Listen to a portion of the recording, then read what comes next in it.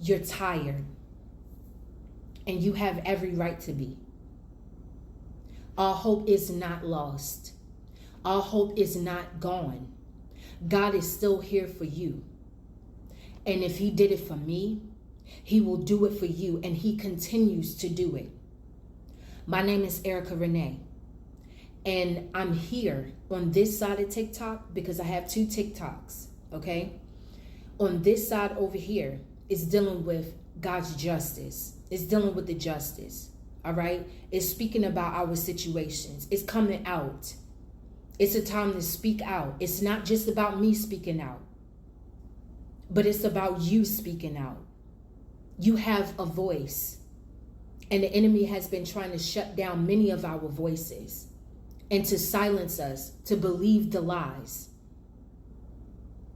For many of you, if you've been in foster care, you've been in group homes, you've been institutionalized in some type of manner, you're greatly tired because your spirit knows that God has something greater for you, but you're tired because you don't know how to be able to get it out. For mothers who have children that battle ADHD, who battles schizophrenia, who battles autism, God has favored me to be able to have 2 children, not just 1, but 2 children that have autism, and they are beautiful. And I've seen how God moves in my babies. Even having a trauma background of what I have had, and still come out. The old mindset and the old way of things will want to try to come up. But it's being able to say, no, you cannot govern my mind. Darkness cannot have dominion over my mind. And I pray that it will be a hope to the ones that I'm sent to. You are capable of coming out of your situation. For many of you, you're homeless, you're jobless, it's been hard to do it because you have felonies. You have a serious background. Some of you have been judged incorrectly by the judicial system.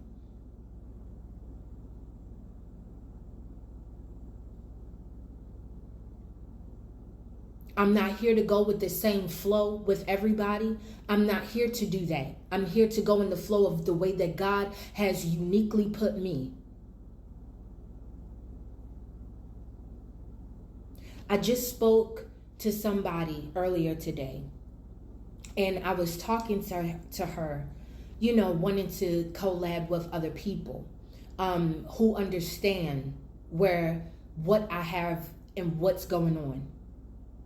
Being a mother who has children that are autistic, I'm speaking up for the ones that are going through this situation. It's time for you to speak up. You've been embarrassed going through stores because your children may have a moment. I usually call it a moment. They'll flip out. They'll scream. It'll embarrass you. Feel bad. Oh no, I don't want nobody to think. They'll flip out. They'll scream. They'll throw stuff. For some of you, you don't care. But I'm talking about the ones that feel like they can't go out anywhere because they don't want nobody talking about their children, and you're protective. It's hard for you to live because you're so busy on protective mode. You don't want nobody to call CPS on you. Can we get real and get deeper? You don't want nobody to think of you in an incorrect manner because that's not who you are. And the ones who have had a past, a background of dealing with certain things, you don't want to be looked upon as such because that's not even who you are. It's time for you to come out.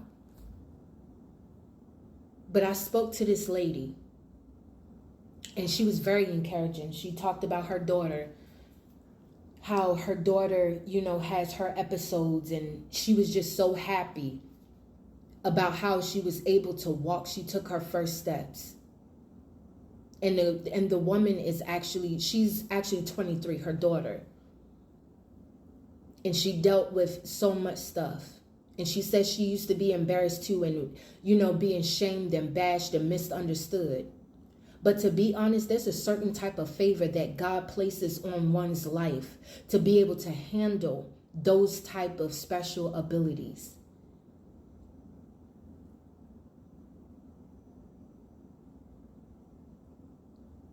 There's postings, and I'm going to keep posting it. Because I'm determined to see this happen throughout the state. Not just here in Texas. I am determined to see it happen, okay, in other states also as well.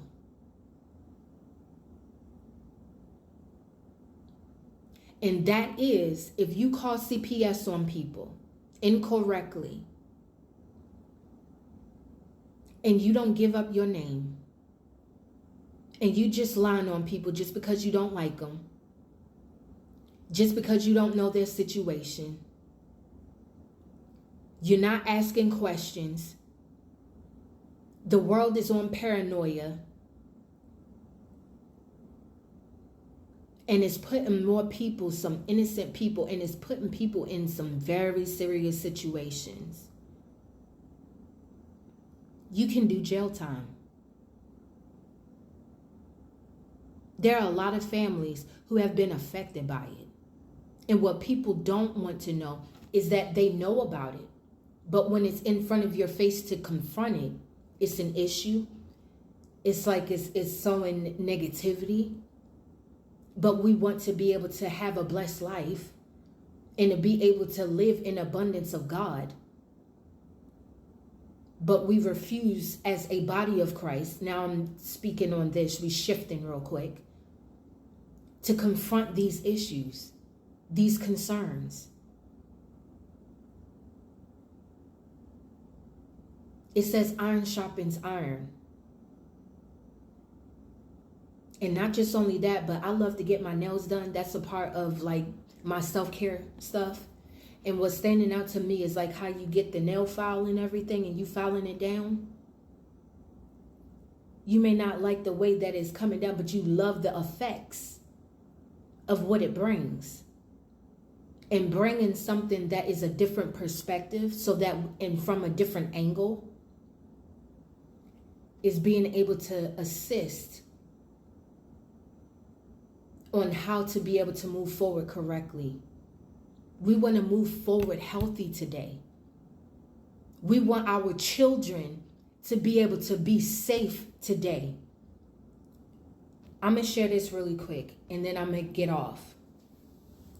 But I was in the playground with my children. And while they were playing, there was a guy that had his 2 children that were playing with my children. There was another female that was bringing up her child to go play. And you could tell that the girl had disabilities too. And she tried to come over to all the children and say, hey, come on, let's go. The guy took his children and left. I sat there and I watched to see what my kids would do, because I know what God has placed in me to place in my children. They looked at each other and then they said, come on, let's go. They went over and they played with her. The mother came over and immediately started to try to apologize.